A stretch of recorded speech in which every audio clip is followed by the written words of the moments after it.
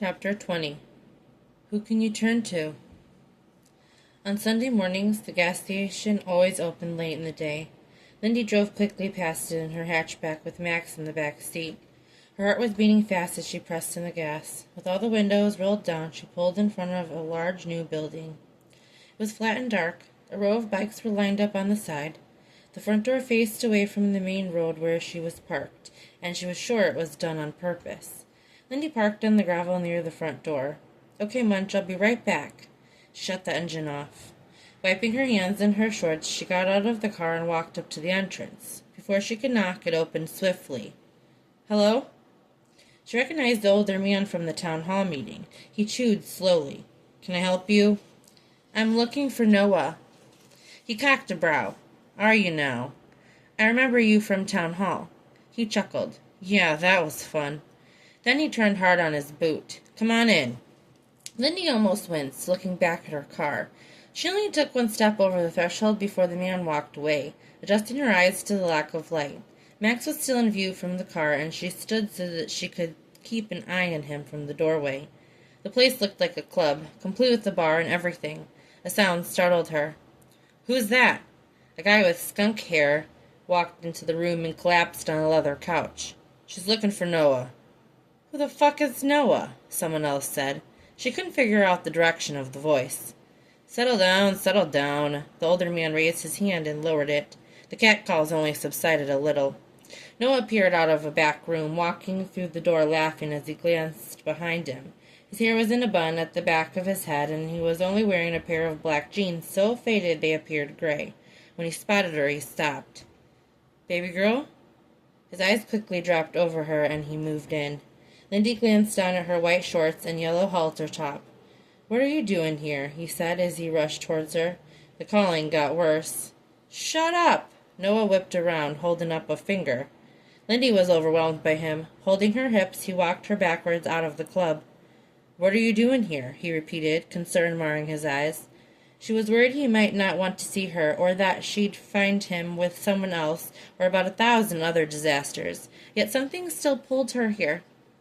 Damn, she was still scared. She could just keep her mouth shut and try to stay out of it, but she was worried. Nothing like this had ever gone on in their town. "I saw something," she said as Noah stared down at her. "I think I found drugs at the diner." Noah's teeth bit into his bottom lip before he turned his head on the side. "How?" "I had to go to the basement for supplies before I closed up. They were in some crates behind some boxes. I thought it was a food shipment, but it wasn't." The words tumbled out. Once she'd said she knew, she couldn't take it back. "Did anybody see you?" He touched her face. "No, I was there by myself." "I knew it was something," he murmured. "What?" He glanced over her shoulder. "Big man's here?" Big man? She realized he was talking about Max. "Come inside." He opened her hatchback's back door. "I'll get him." Lindy was surprised. She didn't move as Noah reached into the back seat. She thought he was going to take the car seat, but instead he lifted his little body out and pressed him against his shoulder. She was so glad she hadn't moved, because she would have tripped over her own feet. The sight of him holding Max froze her world for a minute. "I got him," he said again softly. "Go ahead in. You know what? Wait a second." Holding Max with one arm, Noah reached at the window of the car and grabbed the yellow baby blanket. "Just tie this on your waist." Lindy's brows lowered before she realized. "Noah, they're just shorts." "Not on you." "Ha!" This came from Max as he turned his head. "See? He agrees with me." She stared at her munchkin while he wiggled in Noah's arms, trying to look around. Just going to grab his baby bag." She grabbed it out of the passenger seat. It seemed like the room was fuller when they came back inside. A scattered but attentive group of wild-looking bikers were waiting for them to return. Lindy stopped not far from the door. "Hello," she reluctantly said in the silence.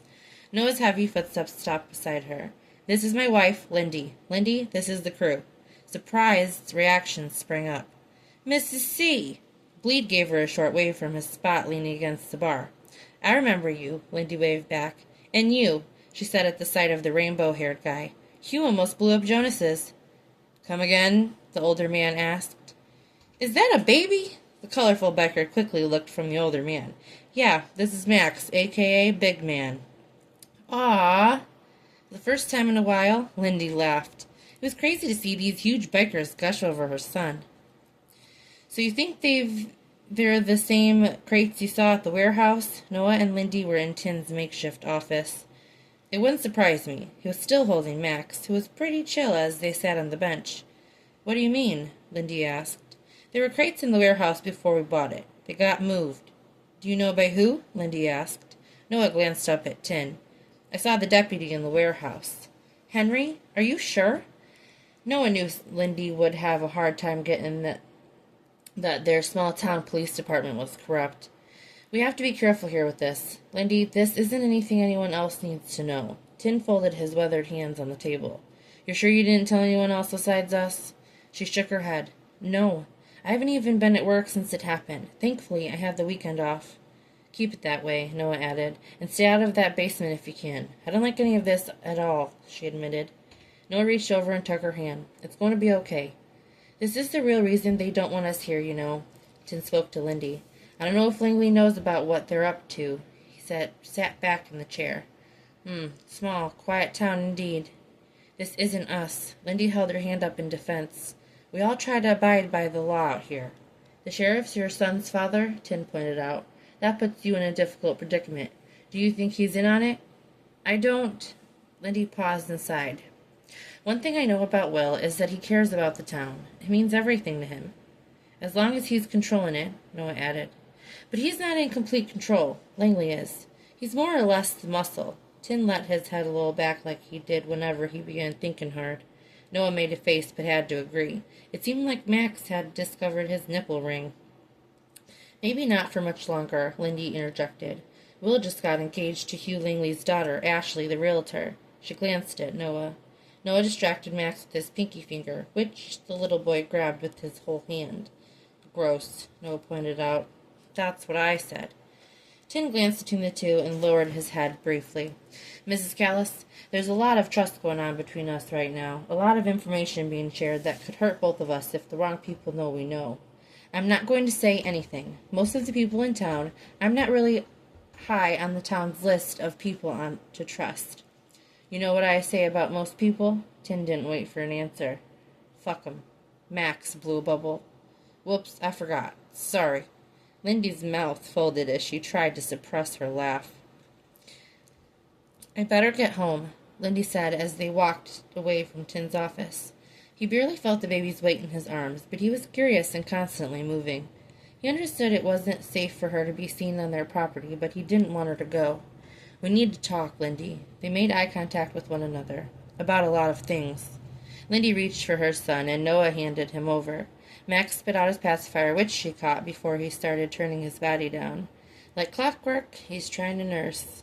Noah raised his brows slightly. Smart man.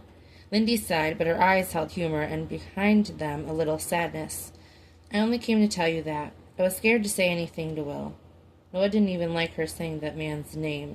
And don't say anything to him, and don't trust him. Lindy glanced around. I took a chance coming here, you know.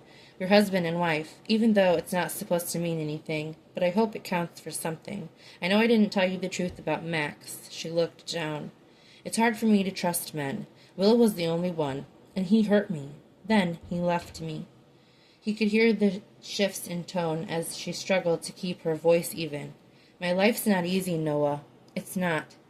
When she looked up, her eyes shook with her words. Noah pulled her to him, softly holding the back of her neck.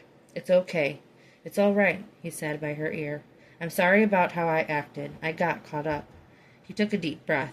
I promised you I'd keep you and Max safe, and I mean it. Marriage or not, okay? I promise. She didn't pull away, and he felt himself calm in the second, just holding her, with big man squiggling between them. Noah heard a bit of commotion and looked up from Lindy. A dark bike with a purple visor was rolling onto the property. Ignacio. Fuck. Lindy, you should head home. He pulled back from her. What's going on? She asked. Who's that? Noah's sigh was quick. If I can, I'll sneak you by your house tonight, but you should get Max out of here, okay? He wanted to kiss her, but instead he led her back to her car so she could get off the property before Duran's gang made a check-in. Thank you, he said as she turned on the engine, for trusting me again. Her smile was soft but genuine. Thanks for believing me. Noah ran a finger down the side of her cheek. The compulsion to touch her was too great. One day they were going to be together without having to hide or worry. "Be careful," she said, glancing at the new bike. Noah winked before tapping the side of her car. "I'll try, Mrs. Callis." "Bye, big man." With a sheepish smile, Lindy turned her car and drove off the property.